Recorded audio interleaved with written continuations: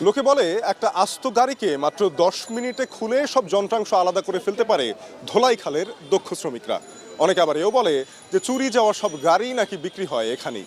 কিন্তু আমাদের প্রশ্ন হলো যে এই জায়গাটিতে 5 লক্ষ মানুষের কর্মসংস্থান জড়িত, যেখানে বছরে হাজার হাজার কোটি টাকার বাণিজ্য হচ্ছে, সেই জায়গাটিতে কি সবকিছু এই চুরি যাওয়া গাড়ি দিয়ে সম্ভব? কোনো থানায় তো এত অভিযোগ নেই। তাহলে এই মানুষগুলোর জীবিকার রসদ কোত্থেকে আসছে?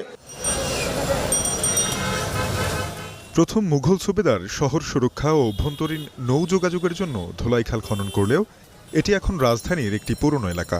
6 দশক ধরে দেশের মোটর গাড়ির যন্ত্রাংশের চাহিদা মিটিয়ে আসছে ধোলাইখাল, যার বদৌলতে বিকল গাড়ি পুনরায় সচল হয়ে ফিরে আসছে সড়কে। সাশ্রয় হচ্ছে কোটি কোটি টাকা। ধোলাইখালের সকাল থেকেই ভ্যান ট্রাকে আসতে শুরু করে আমদানি করা রিকন্ডিশন গাড়ির পার্টস আর দেশে ব্যবহৃত গাড়ির পুরনো যন্ত্রাংশ।